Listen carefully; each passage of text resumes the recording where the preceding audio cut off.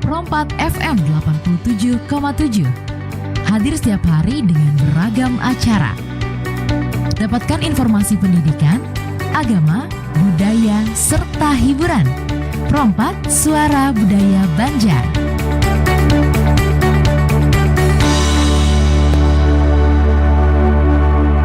Baik pendengar dan sanak Pro 4, terima kasih Anda bersama kami di Suara Budaya Banjar. Hingga saat ini sudah jam 9.10 menit waktu Indonesia Tengah. Dan untuk kesempatan pagi hari ini, Kamis 9 Januari 2025, segera kita ikuti sajian Madihin Bahabar atau Mabar bersama teman-teman dari Pamadihinan Milenial.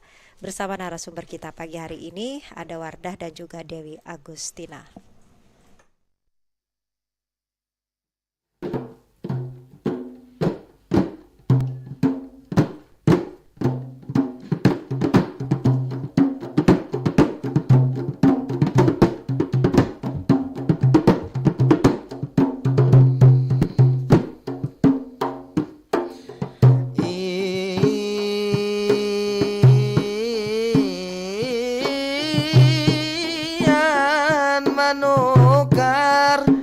Menukar kurma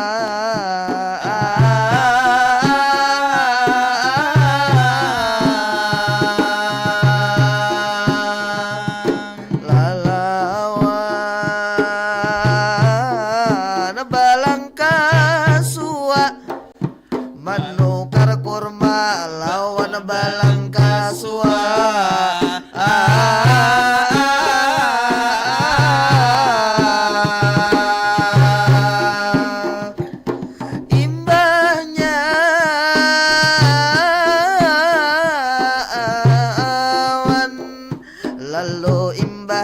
Dimakan bersama-sama.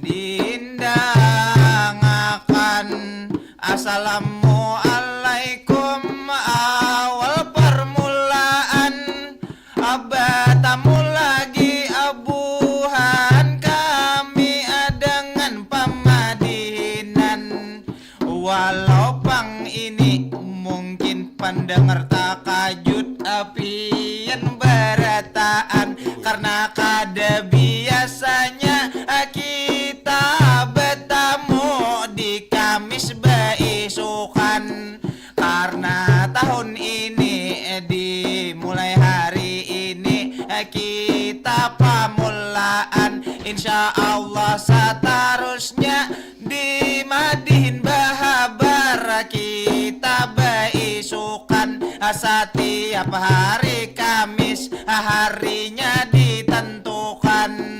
Gesan mangawani ini bubuhan pian, dimanapun sampian keberadaan, baik nang di rumah sambil bagawian atau nang di kantor sedang tuntungkan pekerjaan, atau nang di jalan sambil ada nang dituju sambil santai berjalan.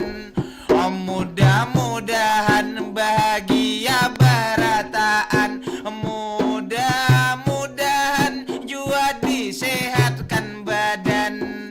Kami bamadihin sambil inca-incaan, kami bamadihin jua bang sambil bagayaan. Jadi mohon maaf kalaunya banyak kesalahan, kami memohon ampun apabila banyak kekhilafan. Pada hari ini kami berdua nang akan membawa program berjalan bersama ulun Arif nang bunga selangkar tampan, dan juga kawan ulun ini Bangaran Syahril datang ke sini kada bemandian, sambil pangjua nanti narasumber akan kita kenalkan, lalu bagilir geser kita ke Syahril pulang. La pola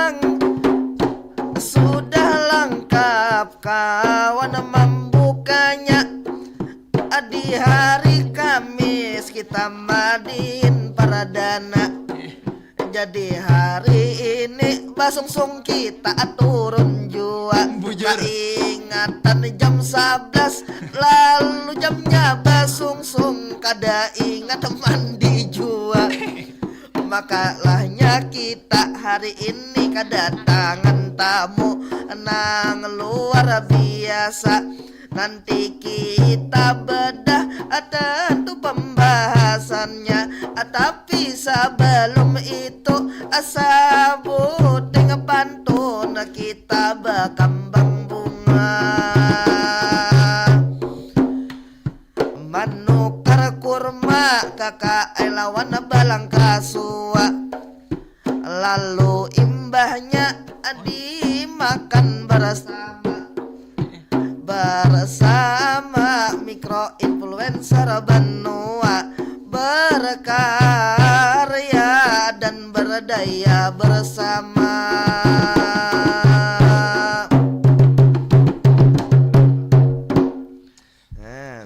Cuma sebelum kita masuk ke narasumber ada yang harus ku klarifikasi dulu. Apa Balang kasua itu apa gerang? Balang kasua itu salah satu buah di Kalimantan. Oh. Ada namanya balang kasua. Akhirnya kita cari balang kasua tuh.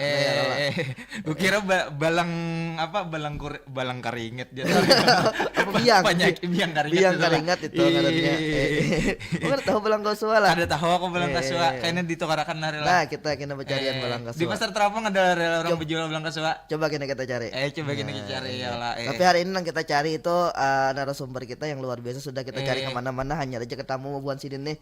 Luar biasa, hanya aja kita berdapat. Nah, ya, kalau bubuhan mikro influencer kan nah, lo hanya tahu jo istilahnya nih. Mikro influencer ya lah. Kalau kita nih mikro influencer. Mun mikro influencer kan sedikit-sedikit aja influensanya. Mun nyenang kuman-kuman tuh mikroorganisme. Ayo langsung aja gitu lah. Kita tegur sapa dulu lawan tegur sapa dulu. Assalamualaikum kakak-kakak yang bungas-bungas. Waalaikumsalam. Buat ukti-ukti. Masya Allah. Jadilah hari ini kita biasanya tuh bintang tamunya satu aja. Hari ini bintang tamunya langsung dua kita kan spesial ya kalau. Spesial untuk hari ini. Minggu depan ber-8 jam. Mun ber-8 kebanyakan. Kamu kira enak main futsal gitu. Nah, jadi pada hari ini kita kedatangan dua bintang tamu, ada Kak Wardah dan juga Kak Dewi Agustina. Kak Wardah yang mana nih? Iya.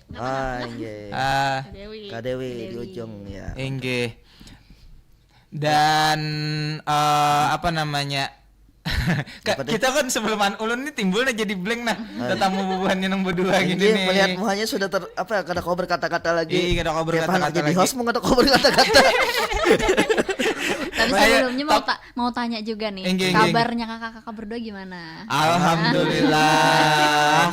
Masih terkajut songsong. Masih terkajut songsong. Ya ini nih. Datang ke sini kami terkajut-kajut. Ya biasa di jam 11 ya kalau hari ini dipaksa bangun songsong ya kayak ini pang nah jadinya. Tapi kita membiasakannya kalau seperti ini barakat bubuhan RRI Pro 4 juga kita kawa bangun songsong ya kalau. Iya, biasanya jam 11 malam hanya bangun. Itu kelabian pulang. Itu guring latihan meninggal. Jadi kesibukannya bubuhan pian-pian ini akhir-akhir ini apa aja nih kalau boleh tahu. Silahkan dulu Kak Wardah Kak. Diulun lah. Nggih. Kalau kesibukan akhir-akhir ini dari Muda Berrelasi pastinya tuh kayak bikin konten. Kami tuh bikin perprojekan konten. Jadi ada yang jangka pendek, jangka panjang, dan itu yang kami kerjakan. Biasanya ada yang di-handle Dewi, ada yang ulun handle gitu. Nah, tadi nyinggung kita apa? Tadi sebutnya mudah berelasi. Mudah berelasi. Nah, itu tolong dijelaskan sama anak Pro 4 sebenarnya ya kalau apa gerang mudah berelasi itu ya kalau, dan juga kenapa terpikir maulah mudah berelasi nih. Silakan nih Kak Wardah masih mungkin. Oke. Jadi kan banyak beberapa komunitas ataupun agensi itu namanya kayak luar biasa yang panjang-panjang. Terus kami sama Dewi kan sama-sama orang yang mudah beradaptasi, bersosialisasi gitu. Gimana kalau untuk soal nama sama kamu aja Dew yang handle apa dah namanya. Yang penting aku mah yang penting proyeknya jalan gitu. Akhirnya Kak mudah berrelasi aja gimana? Soalnya kita tuh orangnya mudah kayak friendly gitu. Jadi akhirnya itu jadi nama agensinya. Oh, agensi.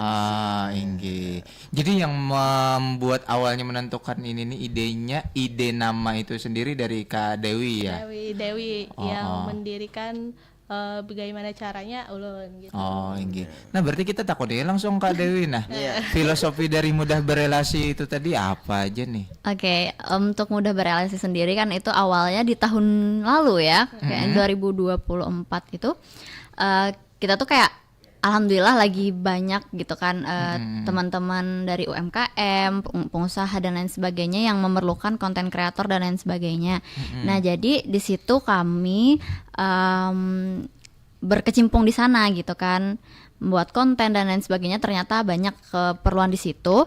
Lalulah kami bikin itu kayak teman-teman juga banyak, teman-teman kami di circle kami itu yang bikin konten gitu. Jadi gimana caranya nih supaya mewadahi, ya kita buat gitu kan sebuah agensi. Lalulah berpikir kayak gimana kalau misalnya agensinya itu juga menampung banyak bidang, nggak cuma konten kreator gitu kan, tapi juga kayak public speakingnya dan lain sebagainya. Makanya kita cari kata yang pas, yaitu mudah berelasi.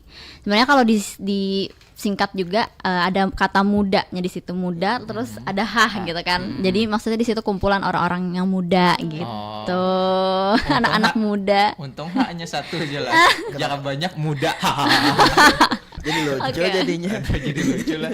Itulahan sejarah dari mudah berelasi. Dan kawan-kawan pian itu sendiri terdiri dari tadi kan ada yang MC, ada yang dari UMKM, Ada dan yang konten juga. konten kreator. Dan kami juga melihat nih ada riset-riset sedikit ya, melihat di Instagramnya, melihat press release-nya, dan melihat banyak kayak lagi. Banyak kali kamu tuh dong dilihat. Ya, kata tahunnya gitu ya kalau apa-apa dilihat. Cuma ada istilahnya bahwa ini merupakan kumpulan dari mikro influencer, dan sepertinya visi misi kedepannya dari mudah berelasi ini ada berkaitan erat dengan mikro influencer gitu. Nah, kita enak tahu nih apa gerang sebujurnya mikro influencer itu. Nah, itu. Coba silahkan. Oke, untuk micro influencer sendiri sebenarnya kalau di sosial media itu adalah istilah yang biasa gitu kan. Influencer itu kan artinya orang-orang yang berpengaruh seperti itu di media sosialnya. Kemudian ada kata mikro di situ. Mikro di sini artinya skala yang kecil gitu. Jadi influencer atau orang-orang yang berpengaruh yang mana dia itu memiliki pengikut minimal 1.000 gitu di sosial medianya, atau followersnya tuh minimal 1.000 sampai dengan 10.000 gitu kan. Jadi di situ mereka memiliki circle yang sangat aktif, circle kecil yang aktif. Jadi ada keluarganya, misalnya teman-temannya, teman sekolahnya dan lain sebagainya.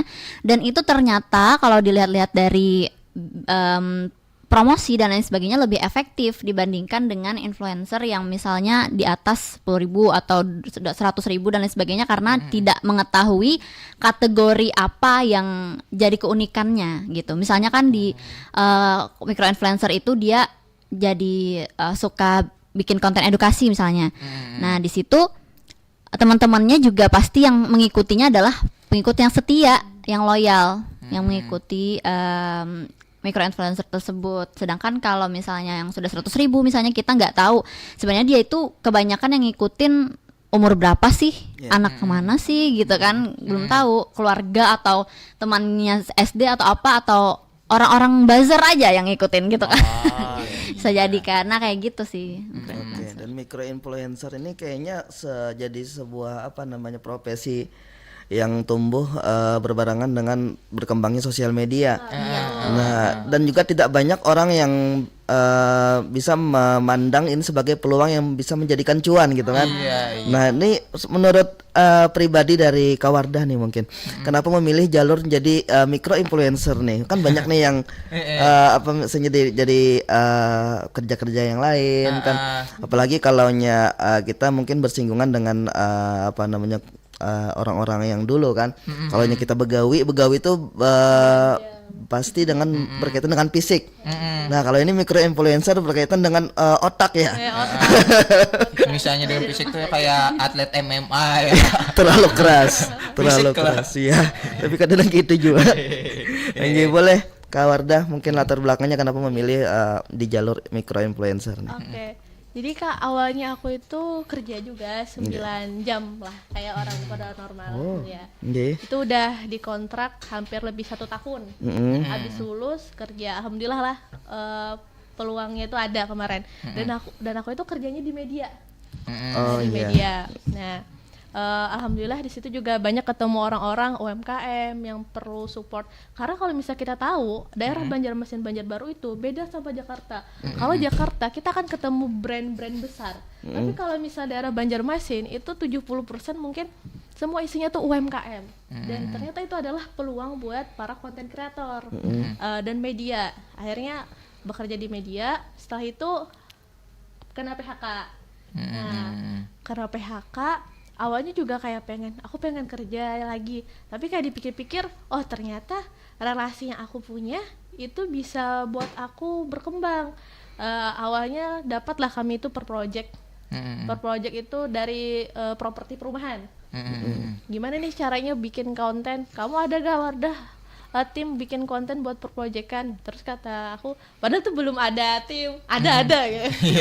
Kan kalau ada peluang, ada teman, ya udah di guide aja teman ada. Akhirnya bertiga lah kemarin. Nah sebelum waktu itu, aku tuh pernah dihubungi beberapa agensi dari Jakarta, minta untuk dikontenkan salah satu brand yang baru masuk di Duta Mall Banjarmasin. Nah, Dewi ini kan mau terus, ayo Dewi kita konten, ayo kita cari nih sampai dapat 10-20 orang. Dan alhamdulillah ketemu. Dan akhirnya kata Dewi, kita bikin aja Kak agensi gimana. Nah, akhirnya sampai keterusan sampai saat ini nggak pernah kerja lagi, semuanya ngerjain per proyekan. Terus kadang ada endorse dari brand-brand UMKM dan itu kesibukan saat ini Dewa. Dan ini nih kan biasanya kalau nih sepengetahuan orang awam nih lah dan penglihatan kami sendiri melihat misalnya UMKM atau brand dan lain sebagainya, itu kan biasanya lebih memilih untuk influencer-influencer yang dalam skalanya itu memang skala yang sudah besar gitu. Dan biasanya selebgram misalnya atau seleb TikTok dan lain sebagainya kayak itu. Nah, kemudian kenapa sih ada yang terpikir untuk memilih micro influencer ini gitu? Jadi kalau boleh dirincikan lagi nih, kenapa sih micro influencer itu bisa misalnya menyaingi influencer yang lebih besar seperti itu? Gimana Kak Wardah dulu deh kayaknya. Dulu ya. Kalau mungkin kata bersaing kayaknya kurang tepat ya Dewa. Kita kolaborasi. Jadi Kak di dalam pemasaran itu kalau UMKM kan kalau UMKM-nya besar nih ada budget. Pertama dia harus ngeboost dulu. Nih brand promosi baru. Pakai yang makro, tapi kan makro budgetnya banyak kan, jutaan biasanya. Satu konten mungkin aku ada lihat thread teman aku yang sudah besar 1,5. Nah kalau sama kami 1,5 udah dapat 10 ya. Iya betul. Dapat 10 konten kan. Nah jadi akhirnya itu jadi peluang. Ternyata aku tanya sama agensi di Jakarta, mereka menjadikan ini peluang cuan bahwa mikro juga bisa. Jadi berkolaborasi, ada makro biasanya, terus mikro yang kecil-kecil supaya memperbesar relasi UMKM gitu. Dan mungkin peluang kami mainnya per project biasanya, misalnya kayak 1 bulan 10 project gitu. Oke, baik. Untuk Kak Dewi sendiri nih, kelebihan dari micro influencer ini seperti apa sih Kak Oke, sebelum dijawab oleh Kak Dewi, kayaknya kita ada yang mau lewat dulu nih. Oke, Yes, silahkan. ya. Langsung aja ini ya kalau sambil memikir sambil anukan, ada yang mau lewat dulu hari ini. Dan silakan. Ini nih, baru keren. Harus bangga dong, keren karena menggunakan produk lokal. Tapi ngomong-ngomong kok tema kita sama ya? Pakai pakaian sasirangan ya? Iya ya, baru nyadar juga. Bedanya cuma di motif doang kan. Iya betul. Jangan pernah ragu, Menggunakan produk lokal. kami bangga buatan Indonesia. Ensiklopedia Budaya. Pada zaman Kekaisaran Romawi, Julius Caesar membuat papan pengumuman yang dinamakan Acta Diurna. Penyampaian gagasan mengenai apa yang penting bagi masyarakat telah bertambah dari sekadar lisan menjadi bentuk tulisan. Hal ini terus berkembang setelah ditemukannya kertas, penemuan mesin cetak, dan terbitnya surat kabar pertama. Setelah surat kabar, peradaban manusia juga berkembang dan ditemukanlah radio, film, televisi, dan sejumlah media lain.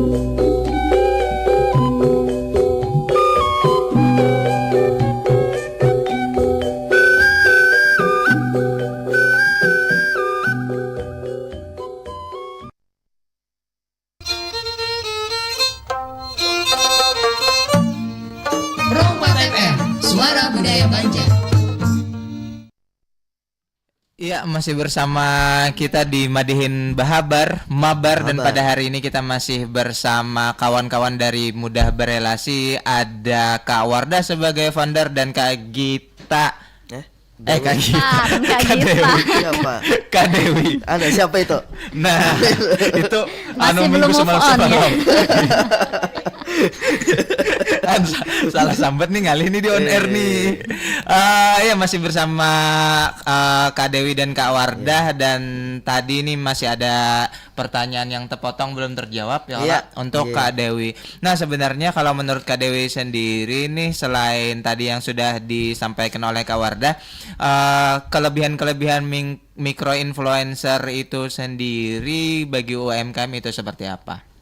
Oke, untuk micro influencer sendiri ya, kita tahu dulu nih bahwa sebenarnya micro influencer yang kami wadahi pun juga tidak semuanya, misalnya maksudnya nggak yang semua orang misalnya memiliki 1.000 sampai 10.000 langsung jadi micro influencer tuh enggak gitu kan. Tapi ada kategorisasinya, misalnya micro influencer itu suka bikin konten makanan, suka bikin konten edukasi, bikin fashion dan lain sebagainya. Jadi kami mengkategorisasikan itu seperti itu.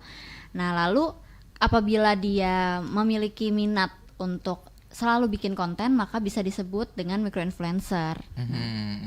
Maka dari itu kelebihan dari micro influencer ini, pertama tadi kan sudah mereka itu memiliki loyalitas gitu, followers yang loyal. Lalu yang kedua, bagi UMKM, micro influencer itu bisa memenuhi keperluan konten dari UMKM. Misalnya UMKM-nya itu perlu untuk membranding, misalnya, atau dia baru aja opening, maka harus banyak yang mengetahui UMKM itu, maka micro influencer jadi kelebihan. Lalu yang selanjutnya adalah micro influencer juga dapat lebih fleksibel lah, karena tidak ada terlalu banyak ketentuan dan syarat atau peraturan. Biasanya kan kalau sudah yang besar itu influencernya banyak banget aturan-aturannya, dan kita itu nggak bisa fleksibel, atau sebagai UMKM nih maunya kayak gini nih, tapi ditolak gitu oleh yang besar gitu. Nah, di micro influencer ini bisa, jadi kategorisasinya dia lebih fleksibel lah, dan juga membuat orang itu jadi lebih satisfy lah, atau puas dengan pelayanan dari micro influencer seperti itu. Wah, luar biasa nih. Artinya walaupun ini segi mikro ya Kak, bukan makro, tapi value yang didapat oleh customer sendiri itu luar biasa, karena fokus tertuju kepada mau kemana nih, yang dipasarkannya, marketingnya kan. Dan biasanya memang yang follower mikro influencer nih memang karena dia lebih dekat dan lebih mengenal orang yang di follow-nya, biasanya lebih percayanya dengan apa yang di follow-nya. Dan juga biasanya nih juga kalau ulun sebagai banyak yang ulun follow lah kawan-kawan ulun, kadang-kadang kita kalau melihat suatu produk yang dibuat oleh orang-orang yang seleb sudah, itu biasanya kita ini dibayar aja sudah aja, ini sudah aja, jadi kepercayaan agak turun. Tetapi ketika misalnya itu di review oleh kawan sendiri, kita kadang berpikir ke macam-macam, ini kira-kira dasar bujur bagus nah kawan ulun jadi kada misalnya kadusa bagus-bagus malah video, inya makan di suatu warung aja nih, pina nyaman dilihat pina nyaman, dilihat aja nih pina nyaman, lalu kita jadi penasaran karena kawan kita merasa dekat, merasa relate kita. Langsung komen, langsung dibalas langsung ya. komen, langsung dibalas, Ingge. Iya. Kada kayak Sahril nih peng ya, di komen kada dibalas-balas. Oh, ketika seminggu soal belum dibalas ya. Jadi itu pentingnya apa namanya tadi sesuai dengan namanya juga mudah berelasi. Mudah berelasi. Sesuai dengan relasinya masing-masing. Di sana juga relasinya tertuju ke produknya masing-masing juga. Nah, itu luar biasa. Ini lu bertakon pulang ke mungkin ke Dewi ya, Dewi Gita kan ada. Lain. Dewi Agustina. Oke, di mudah berelasi ini berapa anggota sudah nih yang ada di dalamnya nih? Oke, untuk anggotanya sendiri itu sebenarnya kami nggak bikin kayak kepengurusan gitu ya, tapi lebih ke personil dari micro-influencernya. Nah, kalau diperlukan misalnya kategori makanan, nah maka kami punya sekitar 10 seperti itu micro-influencer. Karena ini kita mencari micro-influencer yang memang amanah gitu kan. Ada juga yang micro-influencer itu kayak tiba-tiba ngilang pas sudah proyekannya mau berlangsung gitu. Nah, jadi kami mencari yang memang komitmen. Terus juga ada yang fashion, ada yang lifestyle dan lain sebagainya. Jadi sekitar 10 sampai 15 ya Kak yang aktif gitu. Oh, jadi ada kategorinya masing-masing, buahnya bisa ada talent dan juga apa pasukannya sendiri, misalnya nih di bidang fashion ada sudah micro influencernya dan lain sebagainya. Tapi kalau untuk seni budaya kalau nyekadada kami bisa nih. Tapi kami kada amanah. Aduh, langsung hilang kepercayaan. Langsung aku asada keluar dari layar. Langsung hilang kepercayaan. Kalau boleh tahu nih kan tadi ada banyak bidang yang dalam anggota dari mudah berelasi. Kalau boleh tahu Buan Pian berdua ini sendiri bidangnya fokus di bidang apa aja nih? Mungkin dari Kak Wardah dulu. Konten-konten yang biasanya dibikin itu bidang apa? Kalau Ulun itu lebih ke promosi tempat wisata dan makanan yang terjangkau. Jadi hampir 1 tahun ini liburan ke tempat-tempat camping, terus tuh ke beberapa tempat wisata lah gitu, gratis. Jadi sambil mereview, sambil liburan, sambil bekerja juga hitungannya lah. Iya, betul. Jadi itu kayak enjoy banget gitu. Asli. Itu gawian impian banyak orang itu. Sambil healing dan sambil edit ya kalau kita punya dibayar sambil healing harus hilang. Apanya yang hilang nih? Kurangnya.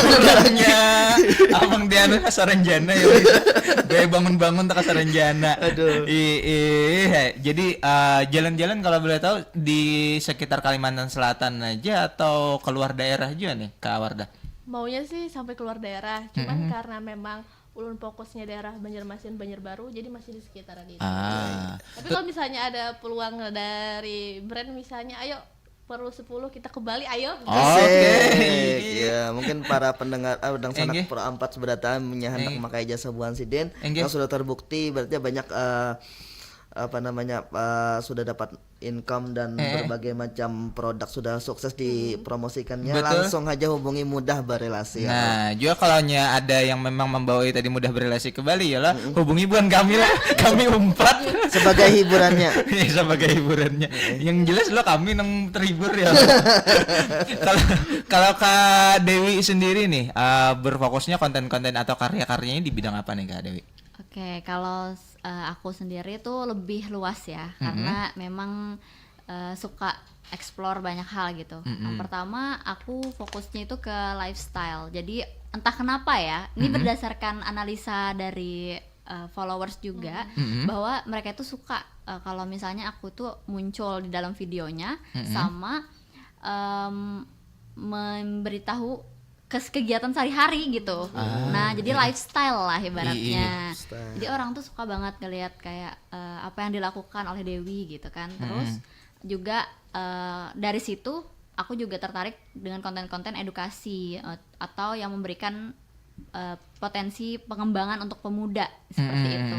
Dan juga makanan tentunya ya, karena di Banjar ini ya UMKM-nya Banjar food banget gitu, makanan banget nah gitu kan. Jadi sesuai bener loh wadah kita nih, memang kulineran itu banyak banget lah. Iya. Dulu tuh Ulun pernah loh full ke edukasi Mas. Ternyata ini brand yang dapat jauh gitu ya untuk bersama. Mungkin kalau Dewi memang bagus aja dia sambil edukasi dan lain. Kemarin tuh aku fullnya tentang digital marketing, edukasi. Dan ternyata itu kayak nggak bisa di Banjarmasin nih jualnya UMKM, jadi kita harus serbu tuh UMKM. Iya. Jadi memang kalau ini kan kami misalnya dari seniman dan misalnya ekonomi kreatif dan lain sebagainya, kita kadang melihat daerah-daerah lain, sebutlah misalnya Jakarta atau Surabaya atau Medan atau bahkan Kalimantan Timur dan Kalimantan Barat, mereka itu punya ekosistem yang agak berbeda nih dengan Banjarmasin ya. Betul. Jadi bubuhannya itu kalau di lainnya itu brand-brand besar dan juga relasi antar influencer dan micro influencernya itu memang benar-benar kuat sudah. Jadi misalnya kayak kami ke Surabaya, artis-artis lokalnya itu memang dapat tempat di situ gitu. Atau bahkan di Medan dan Kalimantan Barat dah paling dekat gitu kan. Atau Kalimantan Timur, mereka itu nggak perlu nyari influencer atau artis luar gitu, dan memang mereka segi perusahaan-perusahaan memang sudah ada yang membackup atau mewadahi. Nah kalau di Kalimantan Selatan ini sendiri nih, menurut Bu Pian, selain yang tadi, selama Pian berkegiatan terutama di Mudah Berelasi, tantangan-tantangan yang Pian hadapi ini seperti apa? Mungkin Kak Dewi dulu tantangannya. Oke. Kalau di Banjarmasin sendiri memang benar sih apa kata Kak Arif tadi tuh. Memang kalau di Kalimantan Selatan khususnya di Banjarmasin itu masih minim sih ya untuk mewadahi para microinfluencer dan lain sebagainya. Mungkin karena ini masih trennya baru gitu ya. Masih maksudnya kayak apakah ini benar-benar efektif gitu kan bagi marketingnya UMKM atau brand-brand gitu kan, masih belum ada risetnya kalau di Banjarmasin gitu. Makanya itu salah satu tantangan juga bahwa microinfluencer itu belum terlalu ada wadah gitu dan belum terlalu mendapatkan trust atau kepercayaan nih oleh beberapa brand atau UMKM, karena ya tadi minimnya mungkin juga salah satunya ketidakkonsistenan dari microinfluencer itu dalam konten ya, kayak menghasilkan konten itu tidak rutin gitu. Beda mungkin dengan wilayah-wilayah lain ya yang dia kalau konten tuh ya udah gitu, nggak mikirin benefit atau apalagi, tapi lebih ke berkarya gitu kan, tanpa memikirkan tapi membangun portofolionya. Nah sedangkan kalau di Banjarmasin sendiri itu emang agak sulit sih kami sendiri menemukan orang-orang yang memang dengan portofolio yang bagus gitu untuk microinfluencer ya khususnya. Jadi dia itu kebanyakan kayak posting-posting ya udah gitu sekedarnya dengan daily life-nya aja, nggak ada tujuan gitu, maksudnya dia ini ke arah makanan kah atau edukasi atau apa, fashion dan misalnya nggak ada. Nah jadi emang agak itu ya salah satunya di Banjarmasin. Makanya mungkin dengan kami Mudah Berelasi itu semoga melalui konten-konten yang kami suguhkan juga itu bisa menggait, memberikan semangat kepada khususnya anak muda juga gitu. Iya. Kalau dari Kak Wardah nih, tantangannya tadi masih adakah lagi nambahi atau gimana? Mungkin untuk tantangannya lebih kepada sama kata Dewi tadi, kepercayaan. Kami sebenarnya tuh mau lebih luas lagi, mungkin karena ini masih baru dan tim kami juga tidak terlalu banyak.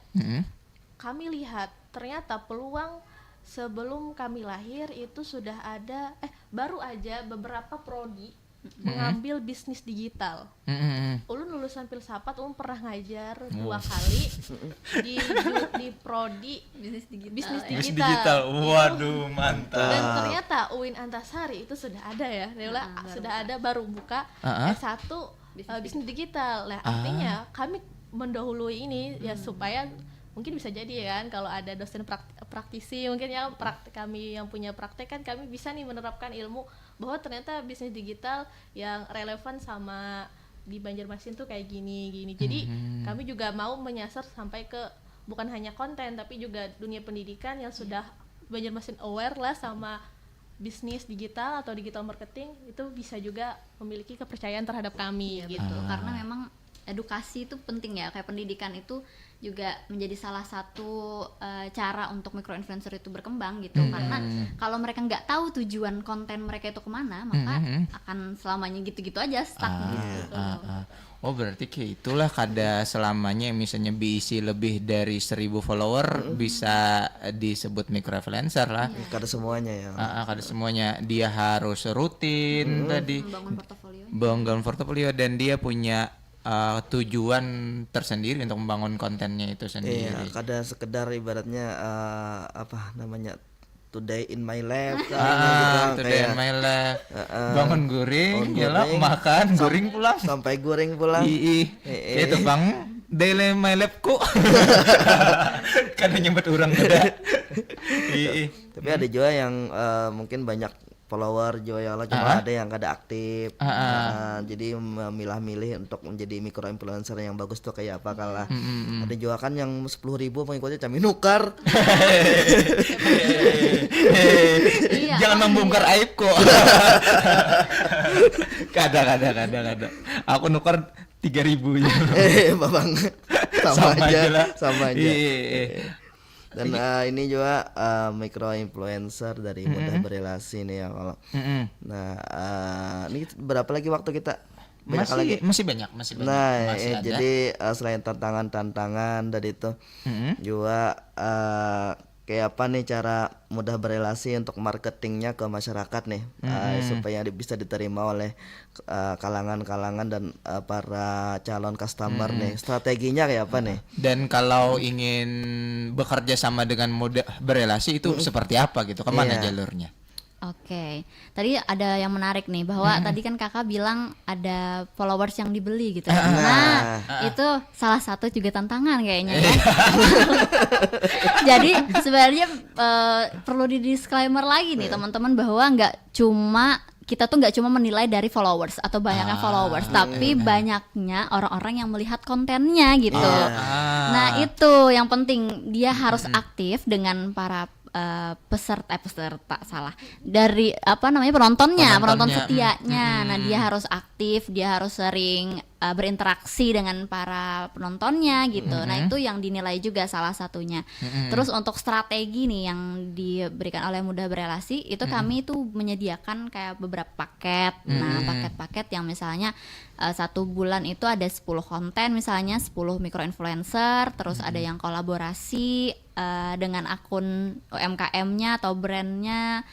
Terus juga kami menyediakan talent kalau misalnya UMKM itu memerlukan sekedar talent aja misalnya untuk yang ada di dalam video gitu.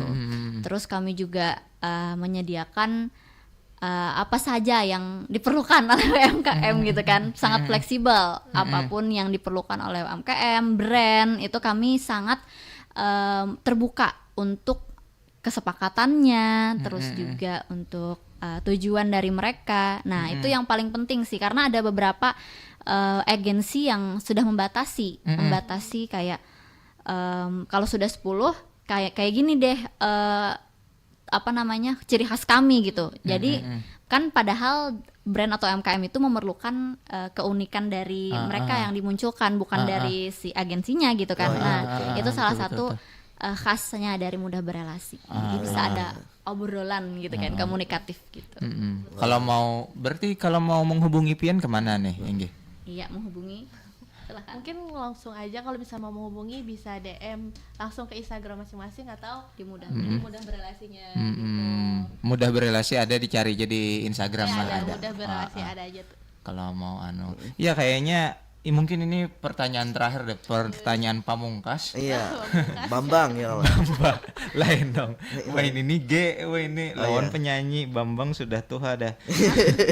Jadi mungkin sekaligus closing statement juga dari pian-pian berdua ini. Nggih. Apa harapan kedepannya pian bedu nih, baik itu secara personal ataupun juga untuk mudah berelasi. Mungkin dari Kak Wardah dulu deh, harapannya seperti apa? Harapannya mudah berelasi ini lebih banyak dikenal dan banyak bekerja sama langsung dengan dinas-dinas terkait di daerah Banjarmasin dan khususnya Kalimantan Selatan. Amin. Dan mungkin juga bagian dari meningkatkan kepercayaan masyarakat ya kepada terhadap pemerintahan dan membantu juga khususnya waktu Buhan Pian ada bazar-bazar gitu. Kami sebagai micro influencer bisa lah untuk membantu promosikan hal tersebut gitu. Untuk secara personal kita lebih semangat lagi ya Deo 2025 sampai kita mungkin bisa ke tempat wisata yang lebih jauh lagi gitu. Amin. Udah itu aja. Iya, mungkin dari Kak Dewi seperti apa? Oke, untuk harapan dengan mudah berelasinya sendiri, semoga mudah berelasi ini bisa menjadi solusi ya bagi UMKM, brand untuk mempromosikan, memasarkan, karena kalau kita lihat di Banjarmasin itu sangat kurang ya, dari segi sangat minim lah maksudnya dari segi promosi yang konten ya, saya lihatnya. Nah, jadi di situ semoga lebih luas lagi dan lebih mudah lagi dalam berelasi ya, karena sesuai dengan namanya dari mudah berelasi itu. Dan untuk harapan saya dengan Kak Wardah ya juga bisa kolaborasi lebih banyak lagi dan selalu solid lah dalam membangun mudah berelasi juga. Terus arah dari konten saya itu mudah diterima oleh orang-orang, oleh penonton, dan juga selalu optimis, tidak hanya dalam berkarya tapi juga dalam meningkatkan value diri seperti Mantap, luar biasa. Terima kasih untuk Kak Dewi dan Kak Wardah. Mudah-mudahan. Terima kasih juga Kak Arif dan Kak Syahril. Iya, sama-sama. Mudah-mudahan kita seberatan tetap bahagia dan dilancarkan segala urusannya lah. Amin. Dan mudah-mudahan tadi harapannya semoga tercapai. Mumpung nih tahun baru biasanya kita maulah resolusi ya, dan 1000 jujur megapiksel misalnya.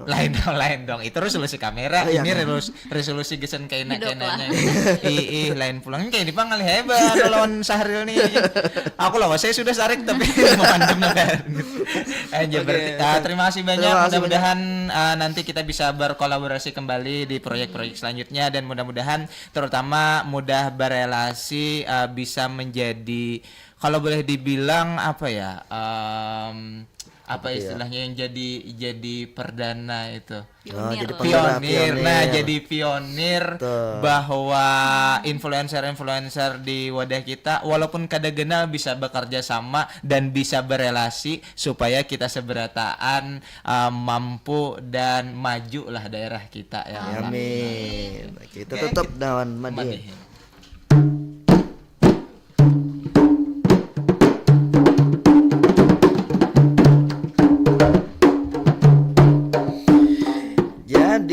Sudah kita para ketuntung di akhir acara. Anang hari ini luar biasa narasumbernya, dari mudah berelasi nang luar biasa, dari Kak Wardah dan Kak Dewi nang cantik berkacamata. Mudah-mudahan segala urusan dilancarkan semua baik, dari mikro influencer semakin terkenal tentu di mana-mana, semakin sukses di sosial media, apalagi sekarang zamannya gadget yang sudah luar biasa. Sosial media menjadi kebutuhan tentu orang semua. Semoga usaha orang-orang nang disakiti sekitar kita bisa sadar akan pentingnya mempromosikan produknya bersama mikro influencer, terutama kepada muda berelasi. Inilah tentunya semoga sukses, makin maju orang benua.